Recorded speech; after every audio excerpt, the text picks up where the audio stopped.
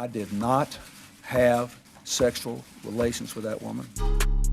Yes or no? Did you ever take banned substances to enhance your cycling performance? Yes. I had no prior knowledge of the planned assault on Nancy Kerrigan. I am deeply sorry for my irresponsible and selfish behavior I engaged in.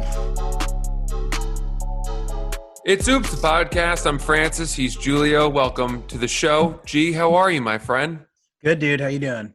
Good. I have a question for you right off the bat. Love it. Let's hear it. How much do you pronounce the N in badminton? I've never pronounced the N in badminton. So you say badminton as though you are referring to a pair of naughty gloves. Correct. That is what I do. I say badminton. I think there's three ways to go about this. You could just say badminton as if it were rhyming with bad kitten. No N whatsoever. Badminton, right? That's your way. Then there's the total acknowledgement of the N. Badminton. Like there's a badminton on the railing or there's a badminton on the table. Badminton. Which I would argue to avoid option 2 at all costs just for the sake of your social life. I think you'd have to be some kind of asshole to say that. And then there's the middle ground, which is knowing it's there and just giving it a little kiss, a little tiny head bob acknowledgement. Badminton. You almost can't hear it, but it is there. Badminton. Did I even do it? Yeah, you're just sticking with your bad glove situation. Oh, all right. The key is to not hit the tee. Badminton. Fuck. I don't know. Yeah. See, it's tougher than you think, isn't it? Can you do it again? I say badminton. Wow, dude. Badminton. That's pretty close, man. Badminton. You got to just tip your cap to that end. You got to say, I know you're there. I recognize you. I respect you, but I need to move on. I love the contributions we're making, dude. This is great. Yes. None of our listeners will ever be able to say badminton without going into some crisis ever again. It's a troubling word. It's a head spinner for sure. The reason I bring this up is that I played badminton on the weekend. I played it on Friday, actually. How was it? It is fun. It's a good game. I hadn't played it since gym class when I hated it because it just seemed like shitty tennis. And it's fun.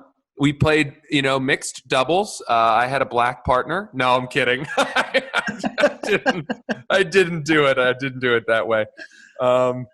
Can't do that these days. No, I had my girlfriend and me versus our neighbors, this couple that we're friends with, and they had set up a badminton net, and we played against them.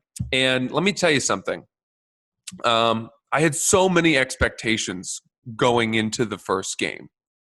In what First sense? of all, I thought my girlfriend was going to be really bad. And I thought it was going to hurt our relationship, but she was much better than I thought she was. In fact, great. I think I probably lost us more points than she did. Wow. So don't judge a book by its cover. So it strengthened the relationship. Well, it left me with some nagging self-doubt. Mm. And that's not good for us either. Nope. But I think it's better for us to come back from that than from me being furious that she's not good enough. Yeah. So that was the first assumption. And then the second assumption was I just assumed that the couple we were playing against was not going to be as good as we were or as that we would be. And they had told us they'd been playing and practicing for like a month. And so they play all the time. And I knew they thought they were very good. But given my athletic pedigree, my history of racket sports, the fact that my girlfriend is currently taking tennis lessons, I thought we could beat them cold. Having come into the game, and then it was going to be awkward, right? Because for us to come to their place and show them up in a game that they care a lot about and have been practicing, it would be a bad look if we whooped their asses, right? Definitely. They beat us. Ooh, wow. But they beat us like 21-18. Okay. And I thought, okay, now we can try. Now we can really let loose. Right. And we played another game, and they beat us in that one. And that's when I got angry. And it was close score again, or no? Yeah, it was like 21-17 or something. Mm-hmm.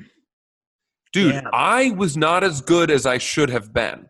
You just didn't play the big points well, man. You know, I was high, and that birdie, it changes speeds really quickly. Outdoor badminton too, dude. It comes at you like a bullet and then stops because it fans out. Right. I just couldn't catch up to it. I didn't have the depth perception or the wherewithal to see it. And so now we need to train. Yeah, I was gonna say, did you guys have a team meeting when you got home? You know, we certainly didn't have sex, that's for sure. We certainly didn't reward ourselves. Things were frosty the next day. Look what your life is now, man. Isn't that crazy? Isn't this so crazy? Like, you're concerned about couples badminton. Like, literally, you wouldn't have ever picked up a badminton racket again if the pandemic never happened. I agree. Silver lining or not, hard to say.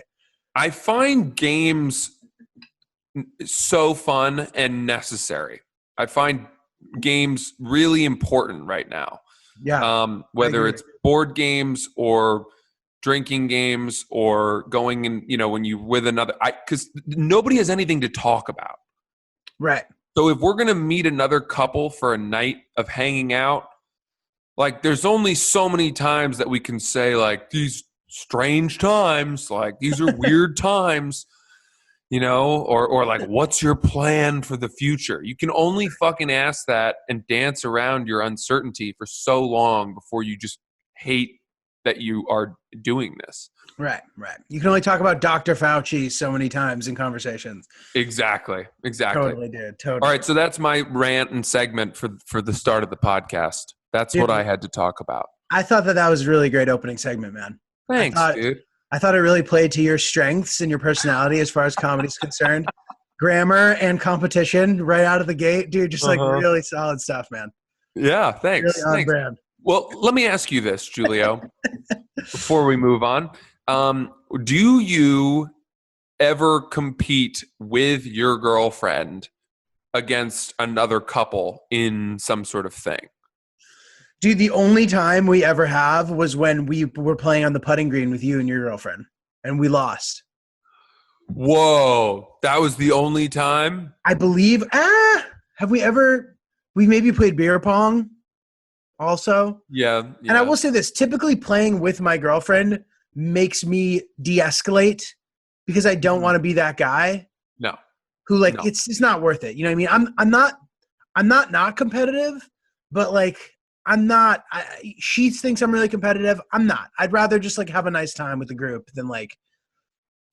I think that's absolutely the right mentality. And I think that you're afforded that luxury of not taking it seriously when you're playing sports or doing activities that are not things that you're an expert at. Totally. So here's the thing. If you were to play doubles tennis with your girlfriend against another couple, where you knew that you were far superior to the other two players, but they just started hitting the ball to your girlfriend because they knew that was a good strategy to win the game. Right. How would you handle that? Okay, so it's funny that you asked this. So being a tennis pro, and for those who don't know, tennis pro, quote unquote, I'm referring to being a tennis teaching pro. Yeah. I didn't play any significant professional tennis. I played a couple of tournaments. Anyway, you kind of figure out a way that you can keep it close without being an asshole and crushing the other team, and then end up winning in the end by just enough. You think So- you can manipulate it that carefully, even in doubles? Yeah. So there's ways to do it. So for example, when you're returning, you have to make sure you're winning those points. You don't have to start crushing the ball at them, but maybe like hit the ball at their feet when they're at the net, so it's hard for them, or you hit a kick serve that isn't that hard, but there's a lot of spin on it, which the inexperienced players will call English. Yeah, Oh, they man, will. put a lot of English on that one. Yeah, a little mustard. Yeah. Now, of course, you do run the risk of losing the match if they just keep pounding at your girlfriend, but that's also they keep pounding your girlfriend, dude. You're gonna lose, bro. But I think that it's not worth it to turn it up in that situation because I'm so obviously the superior player that I just become a bully and an asshole. So I'd rather lose than do that. Well, that's noble of you. That is. I also love the image of two boyfriends just pounding the ball down each other's girlfriends' throats as their girlfriends are like daintily dressed in tennis visors and fun, Lily Pulitzer skirts out for a fun day at the courts. And here are, you're knocking kick serves that are bouncing over their heads. Dude, it's hilarious. Like, oh, dude, it's funny. I actually played, one of my ex-girlfriends had a tennis court at her house, a grass tennis court. It was sick. Whoa. And I played with my girlfriend at the time versus her dad and her stepmom. And her stepmom was pretty good. Her stepmom was actually formerly married to a professional tennis player, and her kids are professional tennis players with her last husband. One of them, at least. He's like, he won matches in Monte Carlo. Like, he's a professional tennis player. He's nasty. Jesus. Okay. And we played them. So the mom was pretty good, and she was ripping balls at my then girlfriend at the net to the point where she stopped and was like, "Dee, what the fuck?" And then it became this awkward moment where everybody was like, "Arr," and we ended up losing. So, yeah, I think parents, it's a whole different dynamic where, if it's your girlfriend's dad, you're not sure. We've talked about this, but whether or not you should somehow lose the match, hoping for a favorable prenup arrangement. Lay the foundation. Okay. That's interesting. That's a really interesting way that, you would be able to control the game so much that you could do that. Dude, badminton's fun. I'm telling you, it's a fun game. I enjoyed it for sure. it's a good game. All right. Absolutely. What do you got? What's up in your life? So first of all, I have a question. How do I look to you? Do I look the same? Do I look all right? Yeah, you look this, from this screen and when I saw you in New York, you look the same to me. Okay, that's good. That's good news. So I've been, obviously the past, couple months I've been bouncing around a lot. But before that, I was in the same house on Long Island for like 3 months, okay? And I was being healthy. I was trying to like work out, whatever. It like ended up not doing anything. Like, I don't know. I couldn't like figure out the whole lifting and eating a lot. Like, it just didn't work. But I then left for a couple months, and I just got back here 2 days ago, and I step out of the car. Okay. And one of the like guys who works at the house, he's like does maintenance and landscaping and stuff. He's a Spanish guy. He doesn't really speak English that well. And he goes, "Oh, papi." And he makes this gesture at me. The like, I have expanded gesture. "Oh, papi." And I thought, there's a chance he means I just look strong. So I did this. I went, "Oh," I did the flexing motion. And he goes, "No, papi." And then he starts going, which he's doing the shoveling food into his mouth motion. And I'm like, "Are you serious?" I'm like, "Is that an acceptable behavior? Like, is this a cultural thing?" But dude, it shattered me. Like, my day yesterday was shattered. That I have just I'm the guy who put on weight in quarantine. Yeah, that's the moment where you walk inside and immediately ask about his immigration status. "Oh yeah, yo, you think I've been eating too much? Oh yeah?" Yeah, you about just this? put a quick call into ICE. Yeah, how's Honduras this time of year? Yeah. I'm fat while you're leaving. Dude, it's saying, Chris, do not clip this, Chris, because if anybody hears this segment, then everyone will just be convinced I'm fat for the next 18 months. Like, I don't need this preceding me. Like, I have enough time still. I knew you wanted to do that. I have enough time still where I can completely turn my body around before I have to see anybody. That's the good news. Dude, it's funny. It's so strange because I feel like, your friends are usually a good barometer of whether or not you've gained weight. Like they'll be honest with you.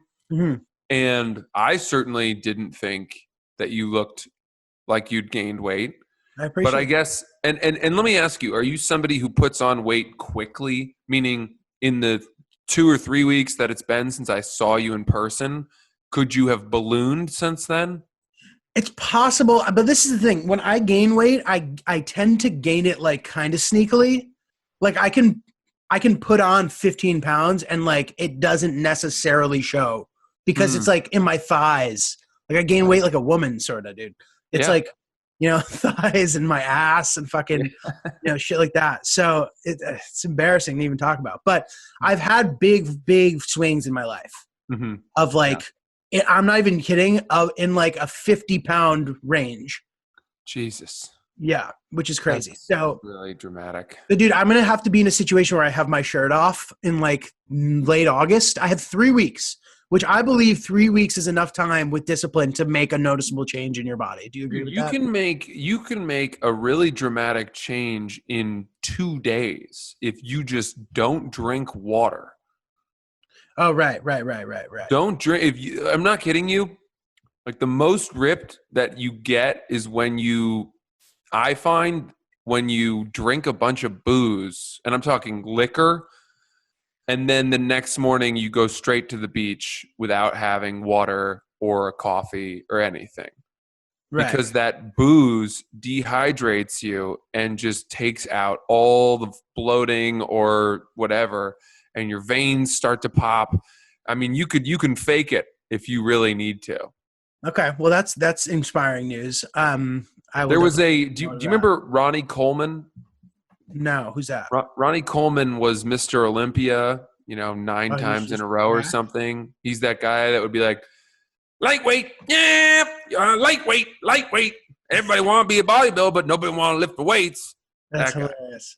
Yeah, there's a documentary about him on Netflix. It's not that good.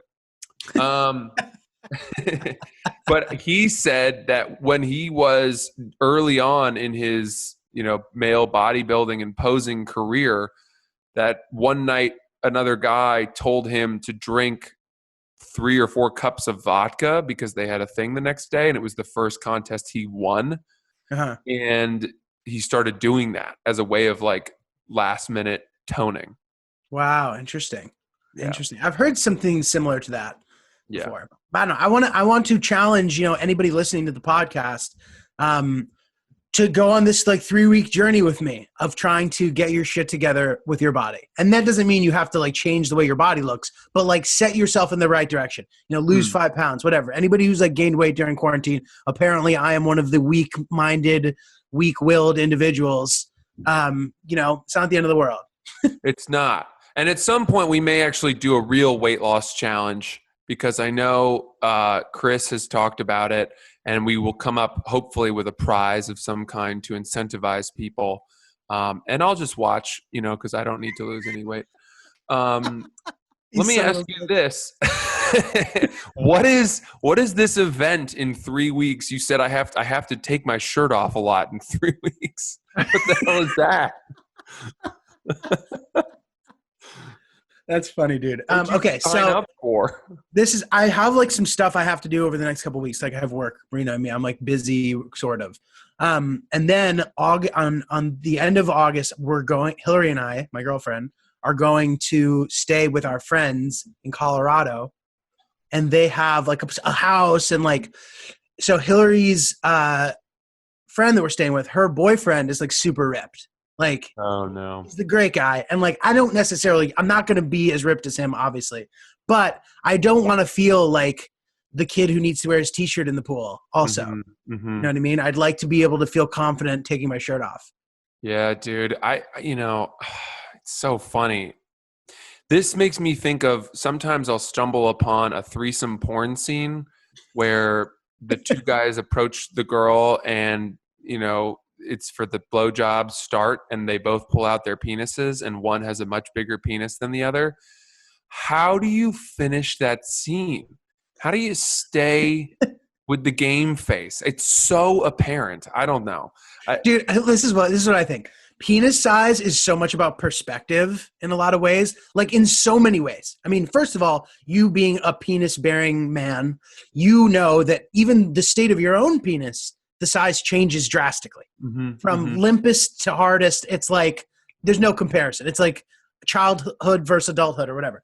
So I think that like if you just act like yours is as big as the other guys, like that'll go farther than you think in that situation. If you find yourself in a threesome with a guy who's just crushing you with size, just start acting confident. Start puffing that chest out. You never see those guys talking shit to each other. That would be funny. That would be funny. If you had one guy and they were in a threesome and he was just saying like, look, I know your dick's better, but I'm actually getting paid more for this scene or something. You know, like talking, that would be funny, dude, to just watch them humiliate each other. Dude, he's like, what are you looking at, dude? He's like, mine isn't small. Yours is just huge. Okay. The guy's like, those guys never interact with each other. They never do. That's and true. In the rare moments where they do, it's strange. Yeah, it is strange. Really strange. Dude, you know what I wonder about that? Like, have you ever seen one of those scenes where there's a bunch of other people in the scene who are like watching? For example, like the female bachelorette party where the male stripper comes in and someone ends up having sex with them. Or like the college dorm room where like somebody's off camera like, fuck her, dude, like, or whatever. Yep, seen them all. Yep. So, dude, I sometimes look at the background, the quote-unquote background actors in the scene, and I'm like, how on earth did this person get roped into this? Like, this person isn't it doesn't do porn. It's very obvious to me.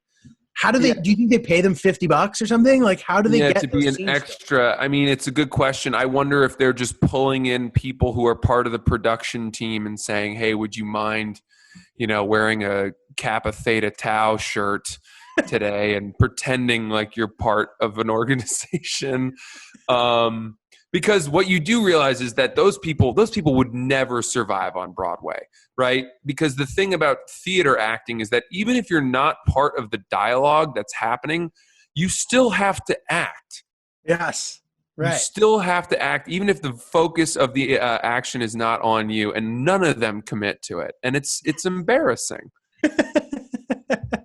Guys, this is funny though. I mean, if you are ever watch a TV show, when it comes to background actors, if you really just look at them, you're like, whoa, you know what I mean? Like they really look like background actors a lot of the time. Not to be no offense to anybody who's a background actor, but a lot of the time you're kind of just like, this person doesn't fit this scene at all. Right. You know what I mean? If you really look, you'll be like, what? And and a lot of times, like a lot of the people, I've done it once or twice, and it's really funny how they really have a personality type too. Have you ever noticed that? Like they have this attitude, like they're like, you never know. Like somebody could just see you do one thing and that's it. You're a star. I'm kind of just like, that doesn't work that way, dude. They'll get pulled up to the big pond because they held their champagne glass at the 400-person wedding correctly. Dude, I did a commercial. It was the highest paying commercial I had ever had. It was for Humira. Awesome. The arthritis medicine. It never aired, but I've told you about this. I was paid holding checks for 4 years, every 12 weeks. Oh my God, dude, I'm in that cycle right now too. It's awesome. And you get these checks in the mail and they're just crazy amounts of money. And it was because it had been greenlit for TV, web, and print. Great. So all three avenues of advertising, and then Humira treats so many different symptoms and diseases that the whatever it's called, the conflicts list, meaning the number of other commercials that I was not allowed to go out for while I was waiting for this Humira commercial included basically every other pharmaceutical drug, Viagra, Cialis, Lipitor, whatever it was. Right. And when that conflict list is super long, they have to jack up your pay scale because in theory, they're preventing you from more work. And so I was getting 2x SAG scale on all these holding checks. Is that because it was such a wide range, or because because my conflicts list was so long, like when you do a Pepsi commercial, I don't think you're allowed to do commercials for Beverages. other sodas. Yeah. Whereas with Humira, it was like every drug in the marketplace I couldn't Wow. do ads for. How do you know it So, never aired? I don't know why it never did. I always looked, How do you know? because I finally heard from my commercial agent, like when the checks stopped coming, one day I emailed and I was like, hey, have you seen anything? And they were like, yeah, it stopped. They didn't run it. Wow, dude, good It was for a you, really man. sad day. Yeah, that is a sad By the day. way, of everyone in my life who, when I got fired from Barstool, my manager and my agent, immediately I spoke to them. They were like, this is ridiculous. You know, don't worry about it. You're going to be fine. We're with you. The only person in my life who gave up on me was my stupid commercial agent. Really? Yeah. Because of that? Yeah.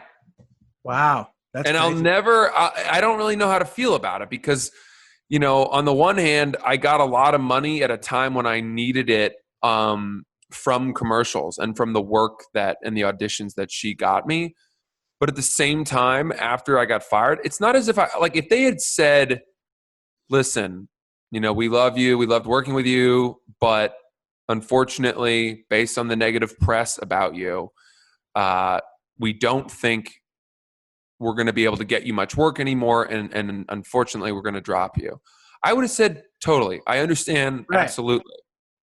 But they kind of not only did they drop me, they kind of scolded me. Oh my God. They basically were like, you're toxic, we don't like you, go fuck yourself. Oh my God. I'm sorry, dude. That sucks. And I was like, you're a commercial agent. Yeah. Who are you to levy this much judgment? I get that I fucked up. I owned it. Like, my life is kind of in shambles right now.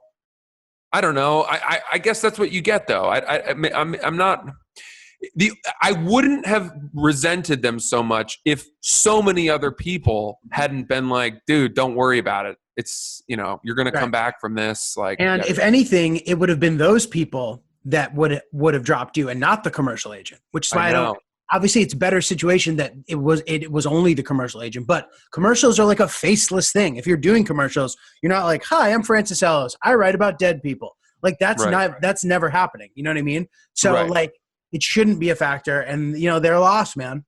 Greener. Yeah, whatever. So yeah, I mean, I'm not. You know, I do harbor some ill will towards my former commercial agent, but it is what it is. Rightfully The point was, I did that Humira commercial, and dude, it was a wedding scene, and I was in the wedding party, and the groom was this sort of nerdy, diminutive guy who was marrying into basically like a CrossFit family.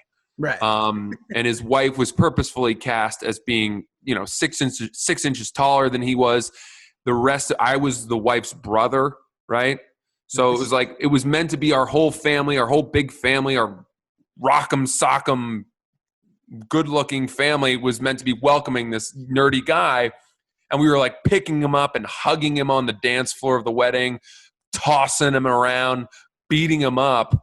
And all of that was supposed to make his back pain flare up, for which he would need, you know, this medicine. And meanwhile, we, the 12 principal actors in the family and in the scene, were just going through scene after scene, iteration after iteration of us beating this guy up. And every single time, they had to reset the 40 background actors that they had hired for the day to simply walk around the wedding and pretend as if they were talking to each other. Totally. It's crazy. Dude, the divide in attention and treatment between the principal actors and the background actors, we were treated as first class passengers and they were treated as stowaways. I was just it was so apparent and so it's uncomfortable, painful. They're like, you go over there. What are you doing?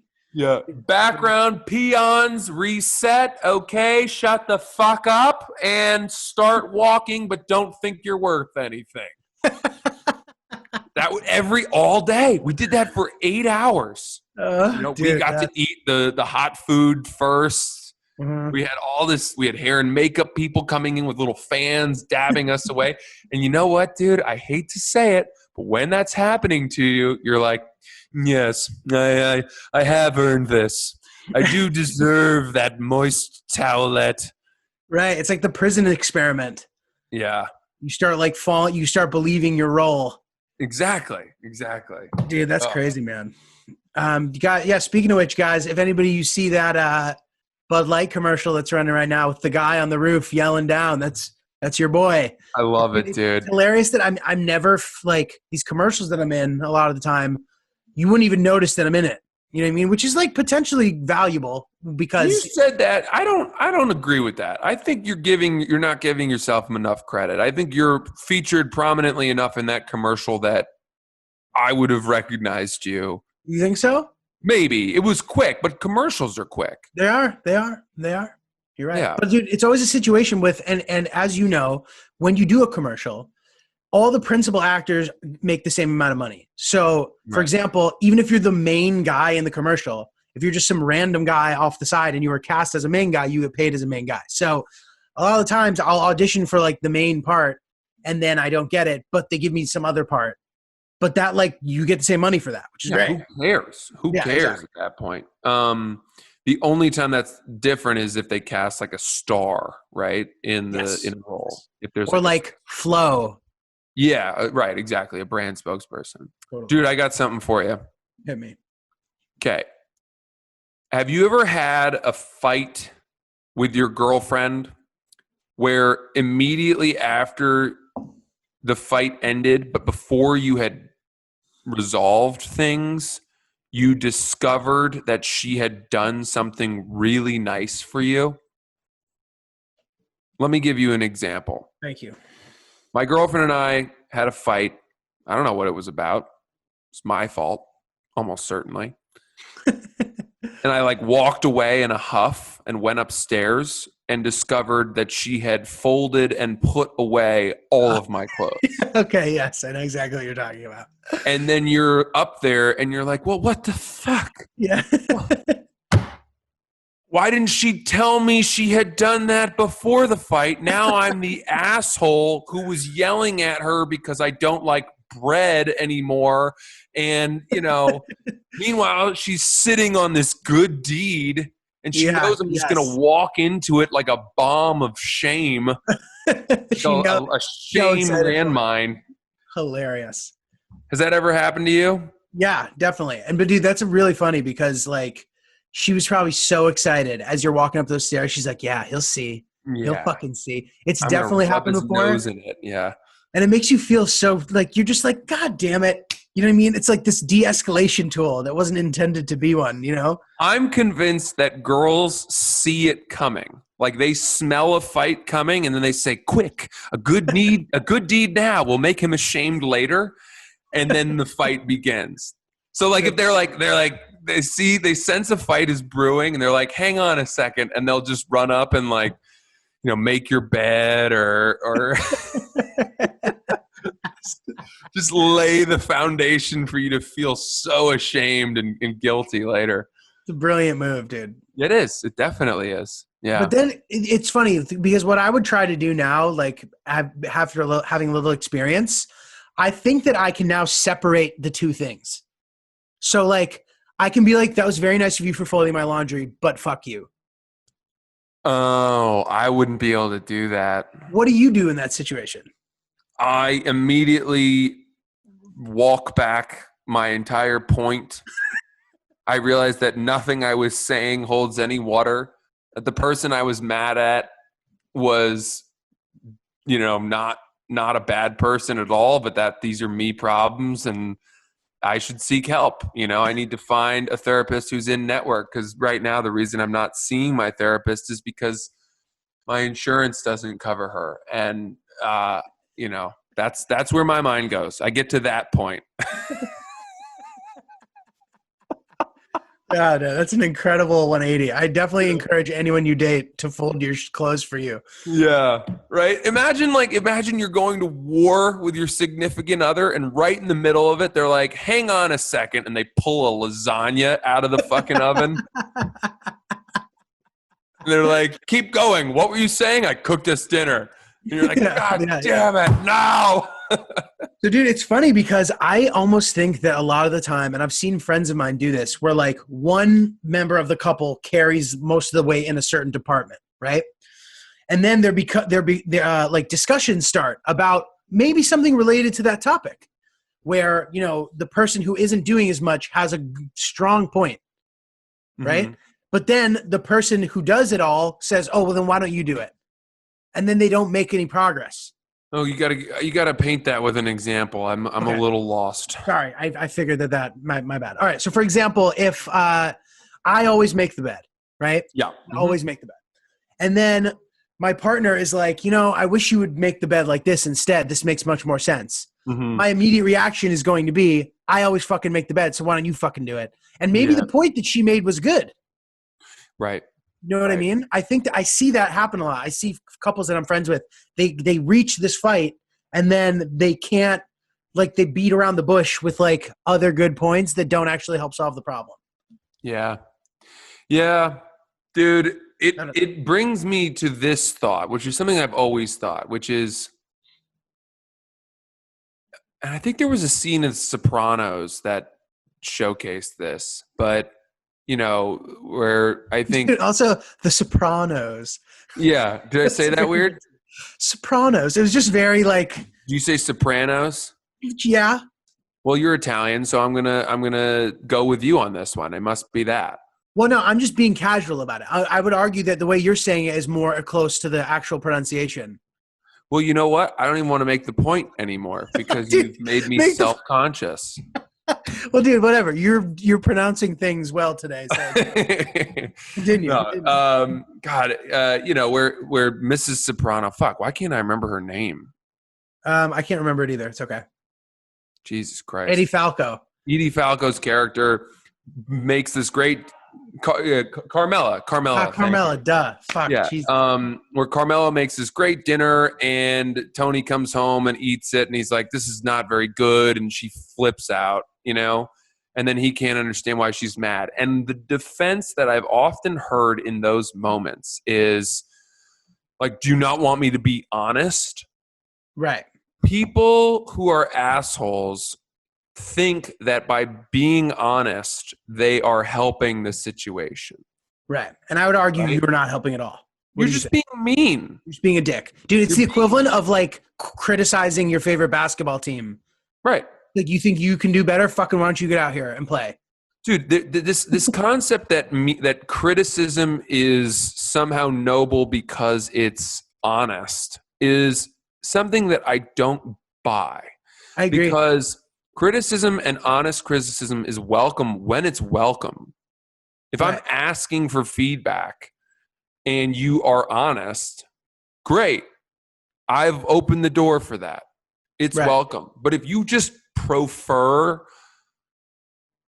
criticism and then are surprised that the recipient doesn't take it well and then Yeah. try to defend it because you think there's that the truth is Right. gonna set you free, shut the Keeping it fuck real. up. Yeah, totally, dude. I hate that. I do too. And I think that's a really good, strong point. Like, and a lot of the times these are people that you have relationships with, they're your friends, they're your family. Like, why do you want to make them feel bad?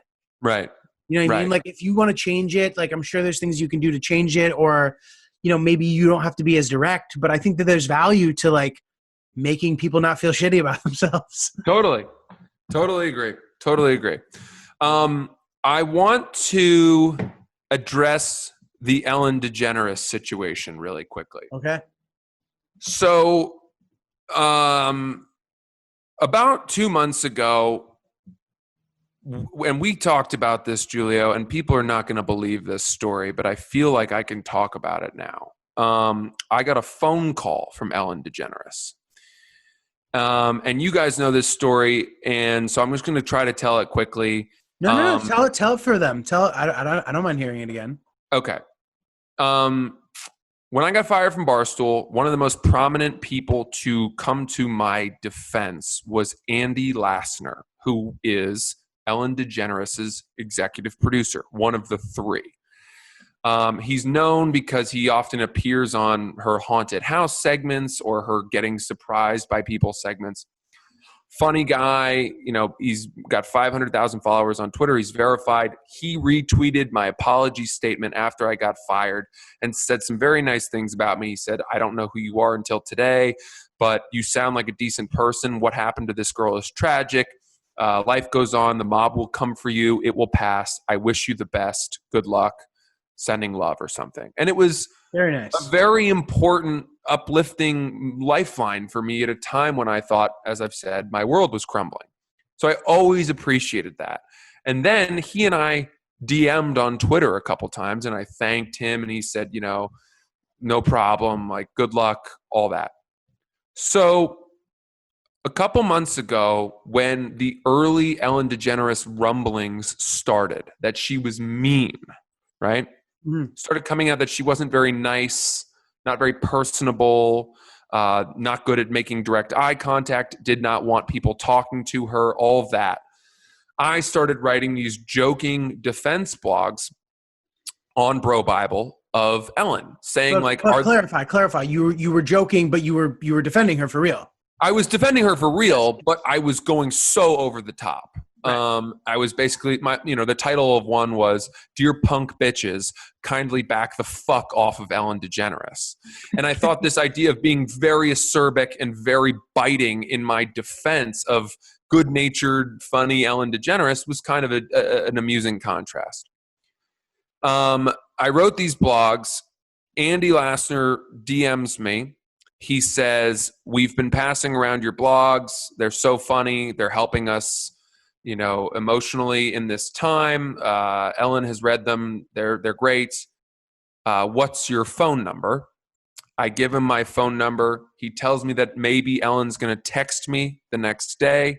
I'm like, how the fuck am I going to know if Ellen DeGeneres is texting me? It could just be one of her many minions. Right. But whatever, that would be cool. And then the next morning, I got a phone call from an unknown number, and I picked up, and it was Ellen DeGeneres. And we talked for 20 minutes on the phone about how to deal with internet hate. Crazy. And it was one of the most surreal moments of my career. I was giddy. I was short of breath. I couldn't believe that this megastar was calling me. She said she really liked my writing. She was very affirming. It was one of the most validating moments of my career. And it was also fascinating. And the reason that I'm saying this story now, because they asked me not to share it, but I think it's important and okay for me to share this now, because my experience talking to Ellen DeGeneres and talking to Andy Lassner, her executive producer, was very positive. Was an extremely positive experience. And maybe that's obvious. Mm-hmm. But when I spoke to her, I did not feel that she had her guard up. I did not feel that she was performing or being disingenuous. I felt as though I was speaking to Ellen DeGeneres in her home, being honest with me. Kind of, for whatever reason, she felt like she was speaking with somebody that she could be honest with, and she was honest with me. That's how it felt. And it felt like she was a good person. Right. I understand performers of that caliber can delude people into thinking they're good people, but my impression of Ellen was very good. Mm-hmm. And right now, she is being taken down. The New York Post is writing a new article about her every day. They're talking about who is a suitable replacement for her on her show. All these names are getting thrown around. And of course, the plot has thickened so much because once the microaggressions and the racial sort of discomfort, that's not the right term. the culture of fear with racial undertones that the Ellen show was built in and steeped in, and no one addressed it for so many years. And then the sexual harassment or assault stuff that is coming out about Kevin Lehman, who's the head writer of the show. All of that is totally unacceptable. Absolutely. And is not, is sick and needs to be corrected. And, it's good that all of that stuff is happening. Whether or not Ellen knew, who can say? I think she's kind of fortifying herself behind a curtain of ignorance and saying, well, it all came from the producers, and it was from there down, and she didn't know any of this stuff was going on. So it's two separate issues. One, you've got Ellen being a bad person, being mean and not personable or approachable. And then you've got the Ellen show itself being a really sick place and toxic place to work. And I'm sure that those two things lend to each other. But in moments like this, where a person has the entire world piling on and taking them down, I feel that it's important to remember the full picture, which is that Ellen DeGeneres, in her 30-plus year career, has done so much for gay people, for so many disenfranchised groups, her community outreach, her foundation. Think of how many young women who may have been afraid to come out were bolstered by this icon, this cool, hip, hysterically funny, successful role model, and who were emboldened to be who they are because of Ellen DeGeneres. There is goodness in that cannot be ignored. Right. And if this is the end of Ellen DeGeneres, I want us to remember that side too. Just as we remember the goodness that Lance Armstrong's foundation did to give courage to children battling cancer and all of that, despite learning, that he was a pathological liar and a cheater, right? I personally think that these disgraced icons of society, we write them off, we tear them down, and then we try to forget about them or only remember the bad. And with Ellen DeGeneres, I just want us to remember, if this is the end of her, at least in my experience, she's done a lot of good and is a good person. So that's my thoughts on that. Yeah, man. Very, very nicely said. And I think there's a lot of good things to learn there, man. But dude, I guess that's it for today. Yeah. Sorry to end on a heavy note, everybody, but great. It is what it is. I'm sure I'm biased too because of the fact that she called me. But dude, you got in the flow there, man. You're feeling self-conscious. You crushed it. It's very strong. Well, guys, by the time you're listening to this episode, we will have crossed the 1 million download threshold, which is a big milestone for us. Tying right into our 1-year anniversary. Sorry that we're, celebrating all these things every week, but we feel very fortunate to have, shared these 1 million downloads with all of you. We appreciate you listening. We love talking to you and hanging out. So, keep downloading the podcast, keep checking out our Instagram, our YouTube, at Oops the Podcast. You can email us your oopses to oopsthepodcast@gmail.com. I am at Not Julio on Instagram, and he is Francis CC Ellis. Francis, you got anything else? Nope, that's it. Tune in to the next Ellen DeGeneres show. If there is one. Thanks, guys. If you like that video, check out our channel where we have way more videos. I just don't know how to do this. This is unbelievable. If you like that video, we have way more videos on our channel. Please like and subscribe. Turn on notifications if you want to know when there are new ones. But if not, check them out, and we appreciate it. Oops.